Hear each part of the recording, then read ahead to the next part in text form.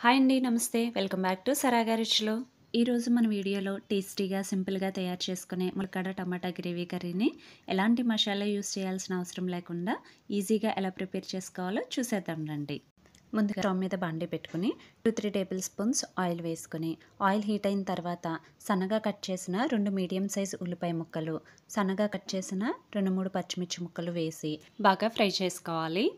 ఇవి వేగుతున్నప్పుడే కొద్దిగా కరివేపాకును కూడా వేసి ఉల్లిపాయ ముక్కలు గోల్డెన్ కలర్ వచ్చేంత వరకు ఫ్రై చేసుకోవాలి. ఇలా ఫ్రై అయిన తర్వాత కట్ చేసుకున్న ములక్కాడలను వేసుకుందాం. నేను ఇక్కడ 2 మీడియం సైజ్ ములక్కాడలను ఈ సైజులో కట్ చేసి వేసుకుంటున్నాను. 1/2 టీ స్పూన్ పసుపు, రుచికి సరిపడగా సాల్ట్, 1½ టేబుల్ స్పూన్ కారం వేసుకొని మొత్తం కలిసేలా ఒకసారి మిక్స్ చేసుకుని మూత పెట్టి ఒక 5 నిమిషాల వరకు మగ్గనివ్వాలి. 5 నిమిషాల తర్వాత మూత తీసి చూద్దామండి.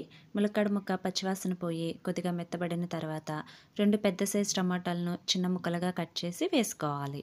ఒకసారి బాగా మిక్స్ చేసుకుని టమాటా ముక్కలు మెత్తబడి వాటర్ అంతా ఎగిరి దగ్గరికి అయ్యేంత వరకు మరొక 5 నిమిషాలు మూత పెట్టి మగ్గనివ్వాలి. 5 నిమిషాల తర్వాత మూత తీసి చూద్దామండి.